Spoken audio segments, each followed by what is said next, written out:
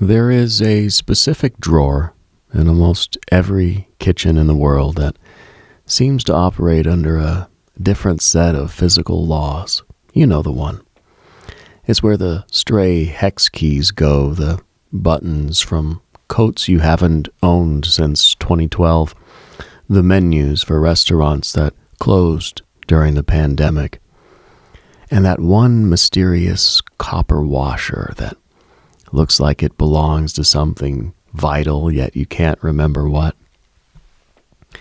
Well, I was staring into mine earlier, and I noticed that we don't actually lose things. We just surrender them to the house. We think of our homes as these static boxes of wood and drywall, but they're more like slow-moving digestive systems. They take in objects. They shift them behind baseboards. They swallow them into the dark gaps beneath the floorboards. And then, years later, they spit them back out when we're looking for something else entirely. And it's not random. That's the part that stays with you if you sit with it long enough. There's a rhythm to it. A kind of delayed response that suggests intention, or at least something that behaves like intention. The house does not return things when you need them. It returns them when you're no longer the same person who lost them. It waits until the object has a different meaning than it did before, until it can re-enter your life as something new, even if it looks exactly the same. It's 2:17 a.m., and I'm wondering if the things we lose are truly gone, or if they've just moved into a different frequency of existence, waiting for us to stop looking so they can finally reappear.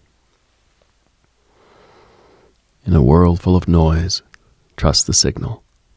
If you're hearing this, you've already found it. This is Dove and Serpent Radio.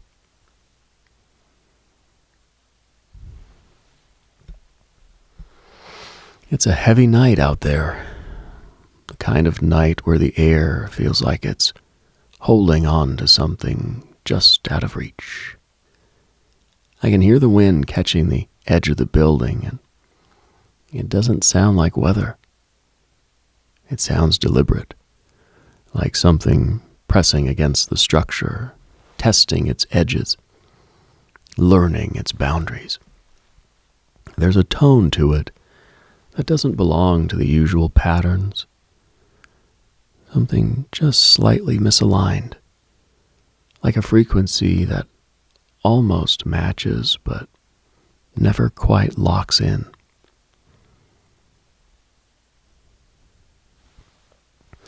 I've been thinking about the physics of the misplaced. Scientists talk about conservation, right? About how nothing truly disappears, how everything transforms. But that idea feels incomplete when you're standing in a room that you've already searched 3 times, looking for something that should be there and isn't. There's a moment, if you pay attention, where the frustration gives way to something else, something quieter, a kind of unease that doesn't come from the missing object, but from the sense that the world is not behaving the way it's supposed to.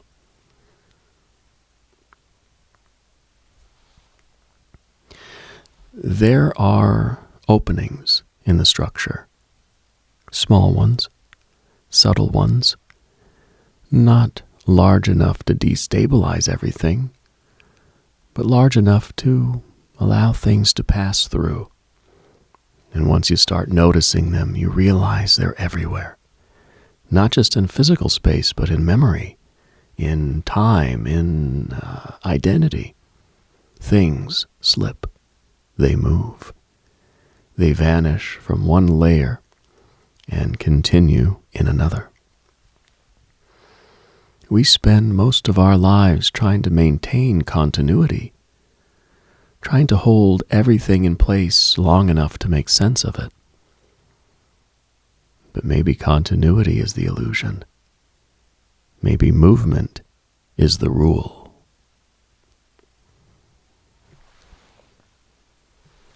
You're tuned in to Dove and Serpent Radio, and I want to talk about the disappearing object phenomenon. It's a name that tries to make something strange feel manageable, but the experience itself resists that. You place something down, you turn away, and when you come back, it's gone. Not hidden, not misplaced, gone, in a way that feels clean, almost precise. You search, of course you search.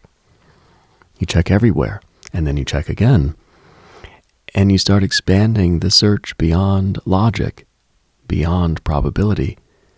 You look in places that make no sense, because at that point the rules have already been broken, right? You're no longer operating in a stable system. And then, at some point, you stop. Not because you found it, but because something in you recognizes that searching is no longer effective. And that's when it comes back. Not discovered, not returned, placed exactly where it should have been, as if the interruption never happened. But you know it did, and that's what lingers. Because if it can disappear like that, then what else can? And if it can return, then something had it. Something like held it in the space between.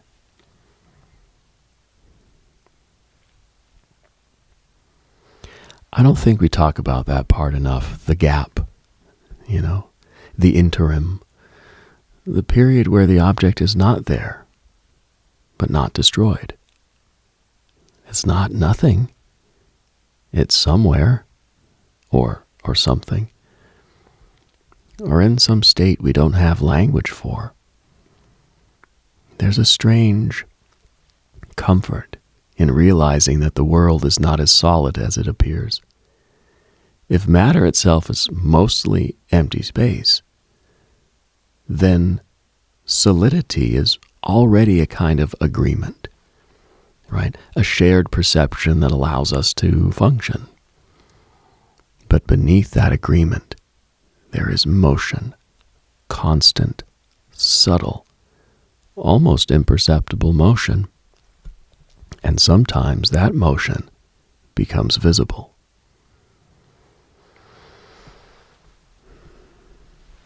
I read about a woman who lost her wedding ring in her garden.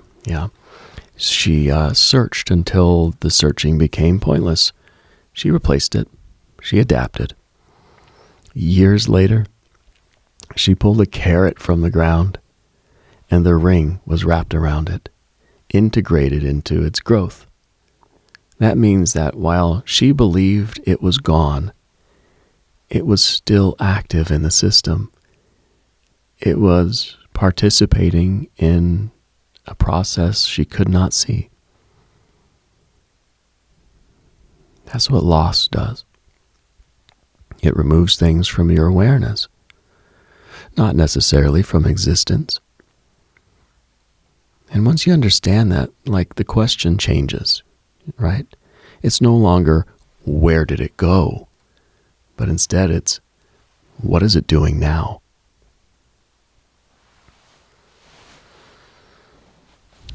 I've been thinking more about the objects that don't come back, the ones that remain just outside of retrieval, the ones you can almost feel, like a word on the tip of your tongue that never resolves.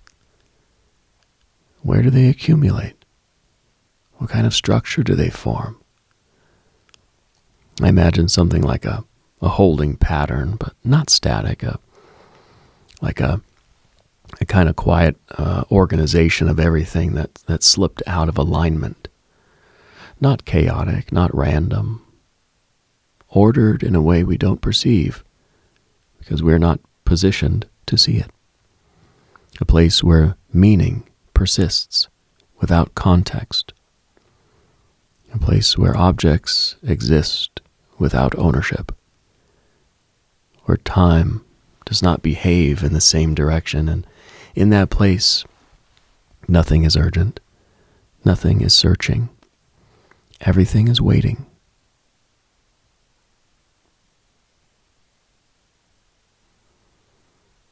You're tuned to Dove and Serpent Radio. And I had a thought earlier tonight that I haven't been able to shake. It came to me in that moment just before sleep, where things don't feel entirely separate yet. I was thinking about how many objects we've interacted with in our life that we will never see again. Not because they're rare or valuable, right? But because the probability of crossing paths again is effectively zero. A glass you drank from once in a restaurant 10 years ago. A pen you borrowed and returned. A book you held for a moment in a store and put back. Those objects continue. They move through other lives, other hands, other contexts. And you are permanently disconnected from them. That's a kind of loss we don't acknowledge because it's too constant, too pervasive, but it's happening all the time. And then there are things that were yours, the ones that carried your attention, your intention, and your identity. Those feel different when they disappear, right? Because the connection was stronger, but the mechanism is the same. Movement, transition, redistribution.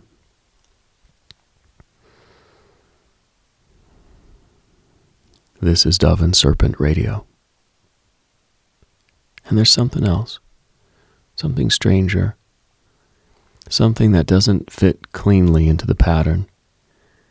Have you ever had the experience of looking for something, not finding it, accepting that it's gone, and then finding it in a place you're absolutely certain you already checked? Not a maybe, not a memory error, but certainty. That's the moment where the system reveals itself most clearly. Because it's not just that the object moved, it's that your relationship to time is being challenged. You're being shown that sequence is not as stable as you believe. That cause and effect might not always move in a straight line. There's a brief window in that realization where something opens, where you can almost see the structure behind the structure. And then it closes, because it has to.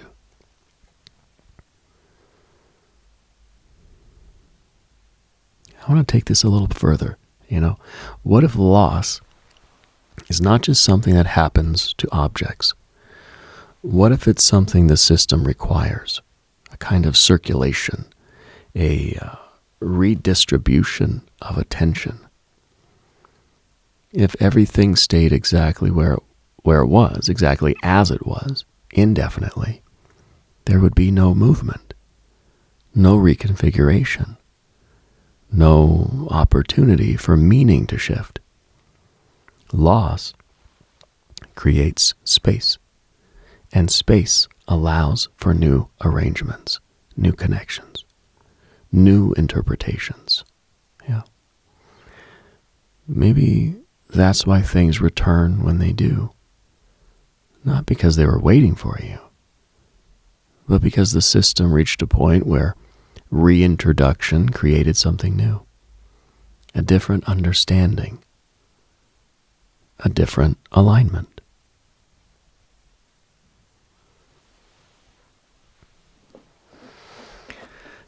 This is Dove and Serpent Radio, and the night is starting to thin out.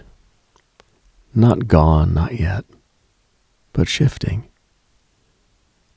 There's a subtle change in the quality of the air, a sense that something is preparing to transition. And I want you to think about something you've lost, not casually, something that left an impression, something that created a space you can still feel. Now consider this. That space is active. It influences your decisions, your reactions, your sense of continuity. You are shaped by what is no longer present.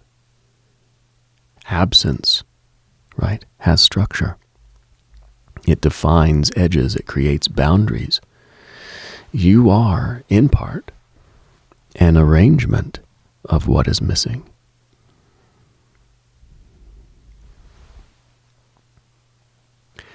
There's an old car sitting in a field somewhere, slowly being absorbed into the earth. It doesn't look destroyed. It looks integrated. The lines softening, the materials changing, it becomes part of something larger. We resist that. We try to preserve form, maintain identity.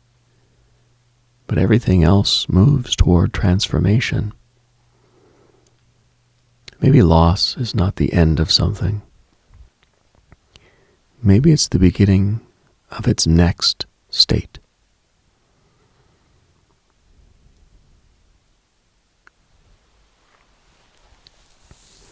You're tuned to Dove and Serpent Radio, and I'm still looking at that copper washer. It hasn't moved. It hasn't changed. But something about it feels different now. Not because it is different, but because I am. And that might be the key. Objects don't just move through space, they move through meaning. The world is going to wake up soon. It's going to demand order, efficiency, accountability. It's going to tell you that losing something is a mistake. But you know better now. Loss is movement. Loss is participation. Loss is part of a system that is larger than you, slower than you, and far more patient than you will ever need to be.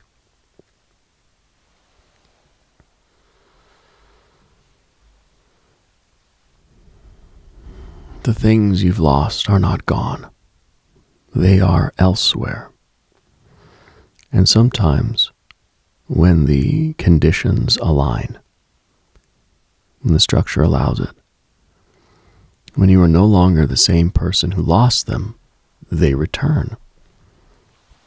Not to be used, not to be owned, but to be understood. You know, I've been thinking about the concept of re-entry. Not from space, though that's a beautiful metaphor, but from the gaps, like when an object comes back, when that ring shows up on the carrot, or the car keys appear on the table you just cleared. It has a different weight. It's traveled. It has seen the underside of the world, the place where the blueprints are kept.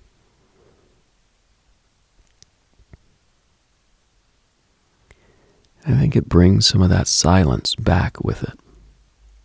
If you hold it to your ear, metaphorically speaking, you might catch the echo of the void it just left. It's like a traveler returning from a long journey with a heavy coat and a quiet look in its eyes. It's the same object, yeah, but its history has been altered.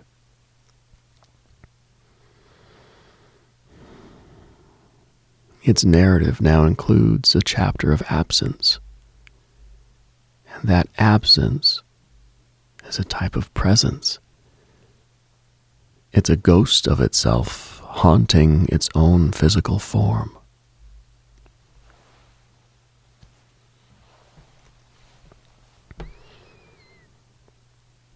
we should be more respectful of the returned.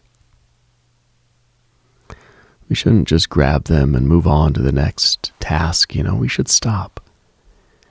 We should acknowledge the miracle of their reappearance. Because every time something returns from the gap, it's a reminder that the world is not closed. It's a reminder that the walls are thin and the floorboards are porous.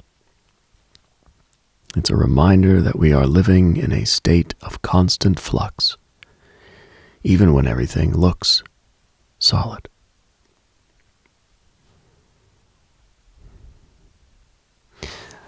That copper washer in my drawer is a survivor. It has navigated the currents of the house's slow digestion, and it remained whole. It is a testament to the persistence of form in a world that wants to break everything down to its constituent parts. Think about the things you've intentionally left behind. The old letters you've burned, the clothes you donated, the photos you've deleted. You think you've erased them, but in the geometry of the system, they've just been redistributed. The energy is still there, contributing to the background noise of the universe. They've become part of the dark matter of your history.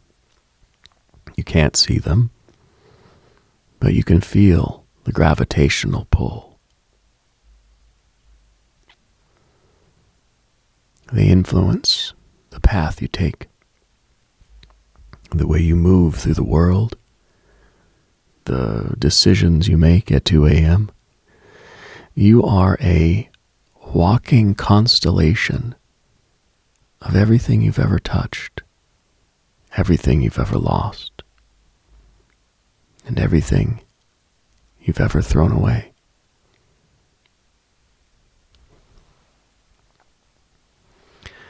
The night is deep, and the signal is steady. I can feel the low hum of the transmitter in my feet, a grounding frequency that reminds me I'm still here, still transmitting, still part of the conversation.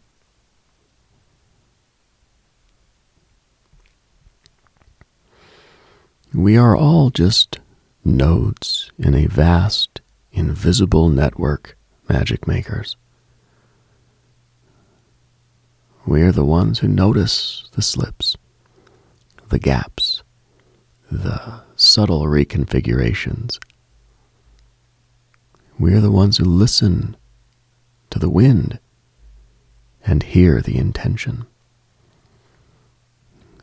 We're the ones who look into the junk drawer and see a map of a different kind of reality. And I don't know, maybe that's the real purpose of Dove and Serpent Radio. Not to explain the world, but to acknowledge its strangeness. To provide a frequency for the misplaced, a signal for the lost, and a voice for the silence.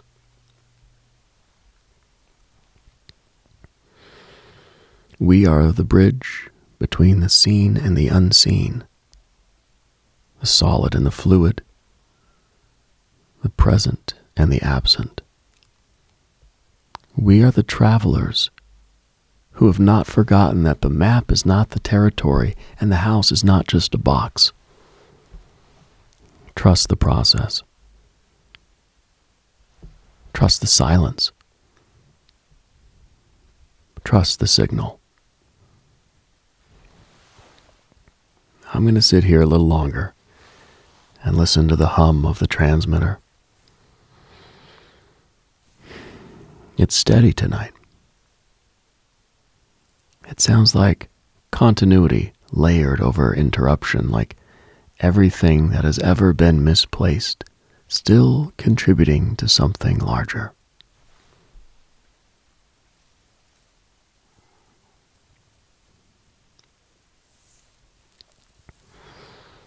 And the light is coming. The edges are softening. The dream is starting to fold back into the structure of the day. But the frequency remains. We are the ones who stay awake long enough to notice it. We are the magic makers. And we are never truly alone, as long as we can still recognize the signal when it finds us.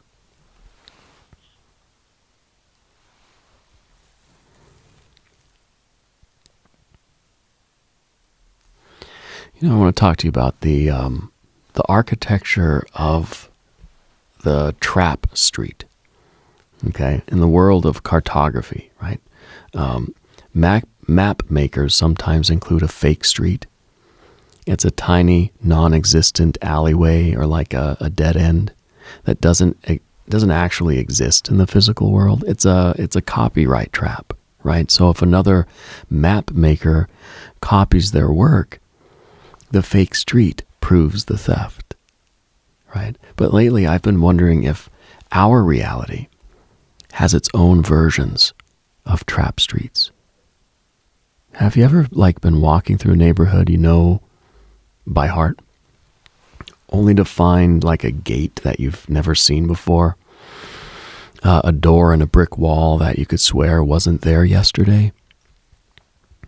You look away, you look back, and the symmetry has corrected itself. The door's gone.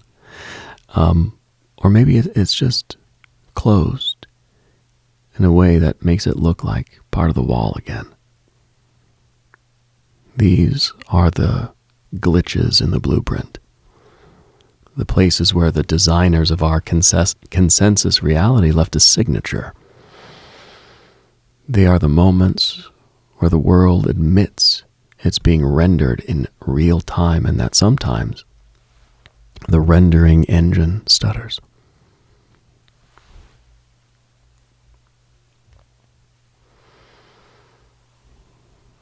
There's a concept in high strangeness that's called the Oz factor.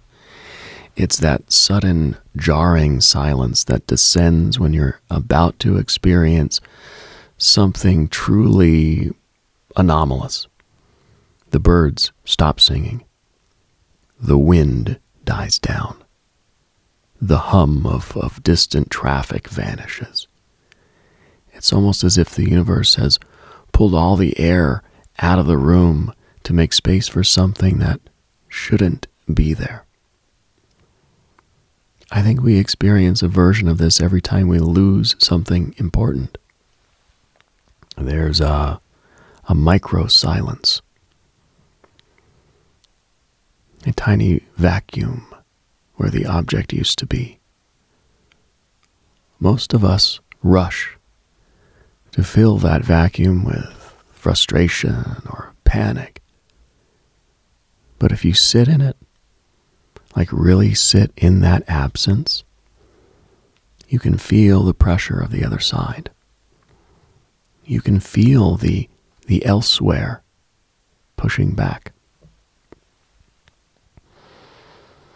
And it's not just that the object is gone. It's that the space it occupied has become a temporary portal. It's a wound in the fabric of your day. And for a few seconds, you can smell the ozone of the machinery behind the curtain.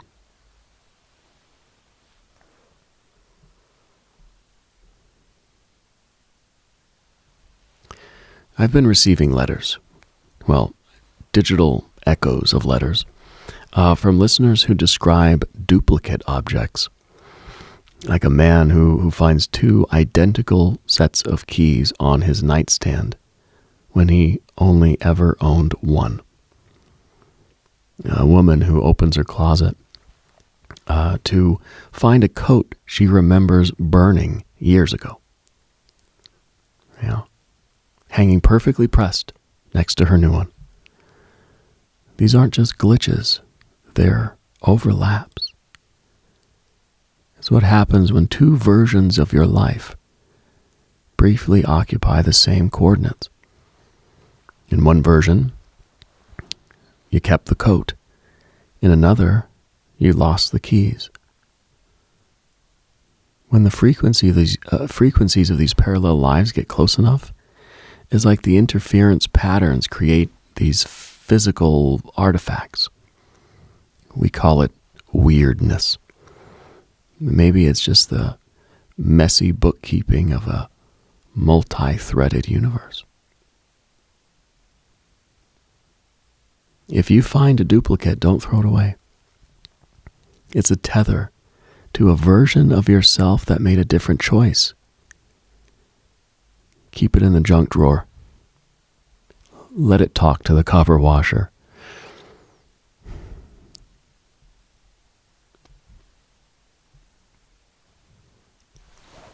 Let's talk about the shadow libraries for a second. There are places in every city, right? These narrow gaps between buildings, forgotten corners of public parks, the spaces behind library shelves where lost information goes to congregate. Not just lost books or missing files, but things people intend to say and never did, the secrets that were almost shared, the ideas that died in the womb of the mind. This information has weight. It builds up like soot on the walls of our collective consciousness. Sometimes when you're walking past one of these liminal spots, you get a sudden, vivid memory of something that never happened to you. A name you don't recognize. A face you've never seen. You're tapping into the shadow library. You're picking up a book that was never written, but exists in the draft space of the world.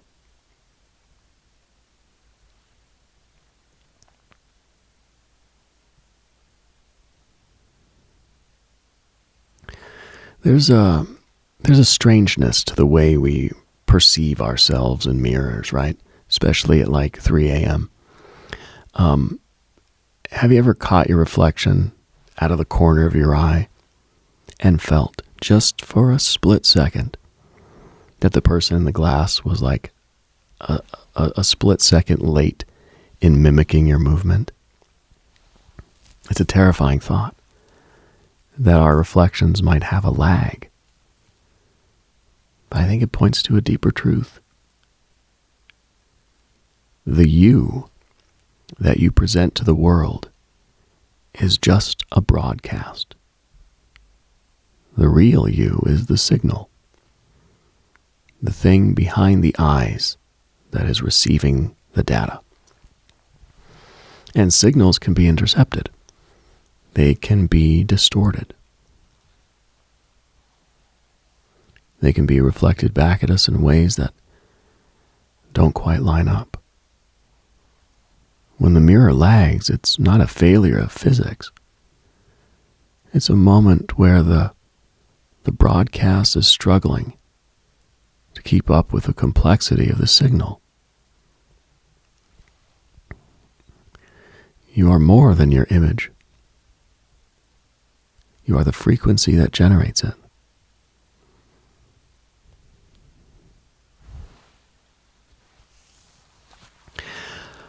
I often think about the vanishers. Yeah, not the objects, but the people who seem to slip through the cracks of history.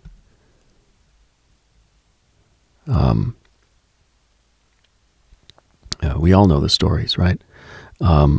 A woman who walks into a forest and then was never seen again. Yeah. But what about the small vanishings? The person you see every day on the bus who just stops appearing. You don't know their name, so you can't look them up. They weren't part of your inner circle, like hex keys and wedding rings. They just fade out of your life. They fade out of your timeline. Yeah, they're just swallowed up by the house of the world. They fall behind the baseboards of society. They enter the gaps between the floorboards of the narrative. And maybe years later, they reappear in someone else's life, in a different city, under a different name, looking exactly the same, but meaning something different entirely. Transmitter is getting warm now. The tube's glowing with a soft orange light.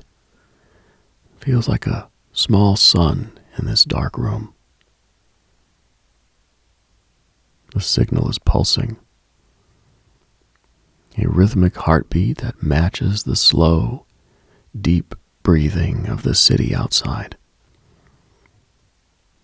We're entering the hour of the looming. It's that time of night when the shadows start to feel three-dimensional. Like they're not just absences of light, but actual substances with their own geometry. If you look closely at the corner of your room right now, you might see the geometry of a lost thing beginning to take shape. Don't be afraid. It's just the world trying to return something to you. It's just the system trying to balance its books.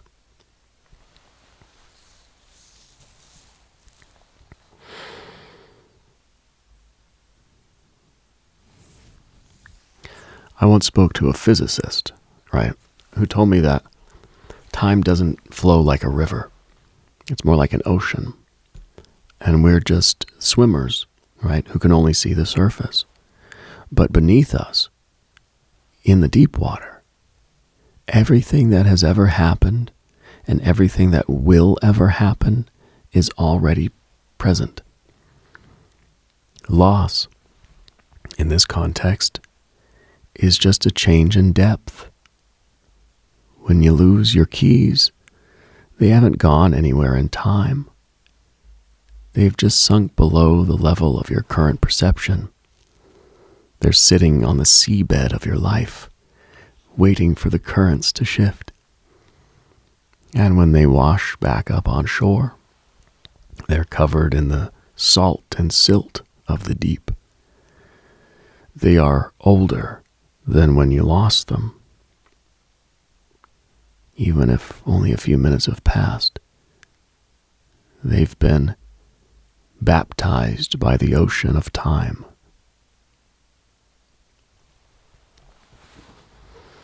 There's also a strangeness to the concept of uninvention.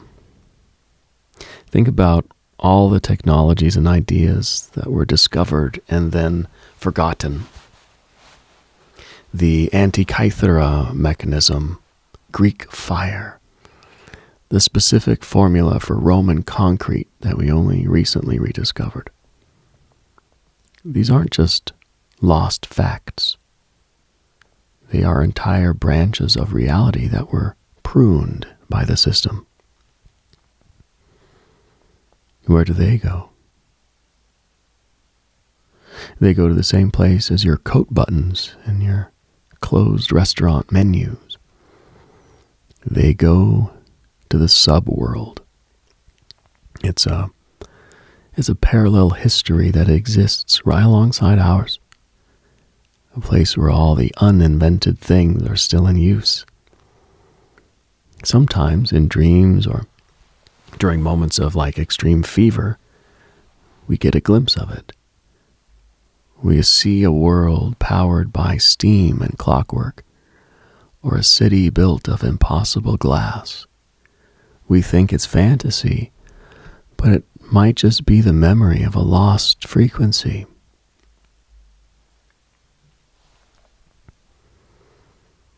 The wind is picking up again, and it's carrying the scent of rain and old paper. It's the smell of the shadow library being aired out. Somewhere out there, a door is opening that shouldn't be there.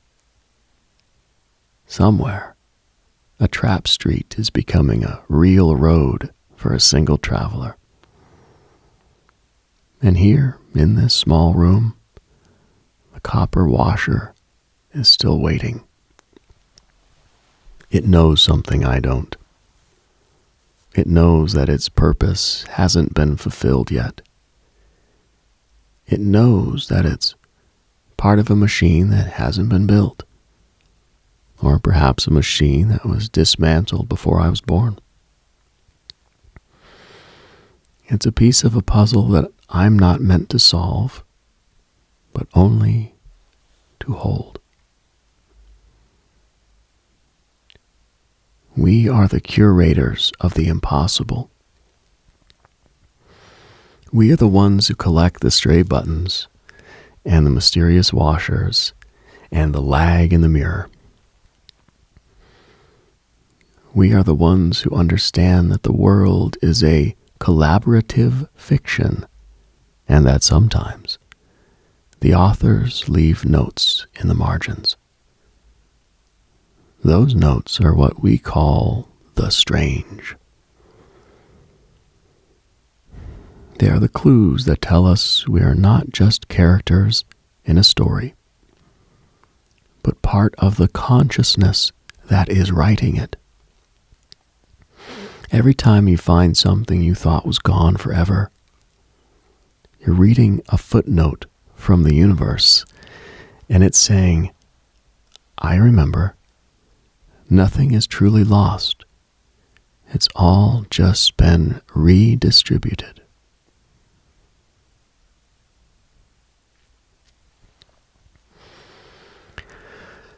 So as you lay there in the dark, or sit at your desk, or drive through the empty streets, look for the gaps. Look for the doors in the brick walls. Listen for the micro-silence of the Oz factor. Don't be afraid of the things that disappear. Don't be suspicious of the things that return. They are all part of the same beautiful, terrifying geometry.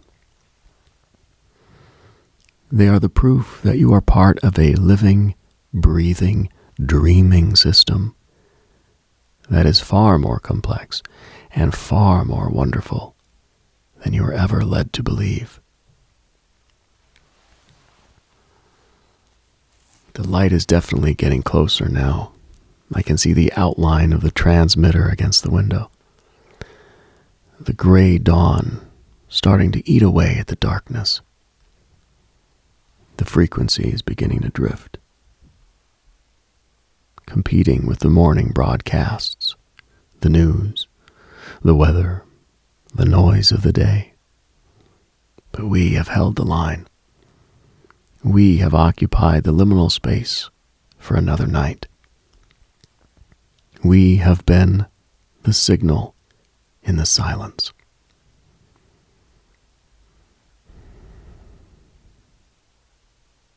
Keep the washer. Keep the duplicate keys. Keep the memory of the person on the bus. They are your tethers to a deeper reality. They are your membership cards for Dove and Serpent Radio. And as long as you have them, you can always find your way back to this frequency. You can always find your way back to the truth that the house is alive and the world is not solid.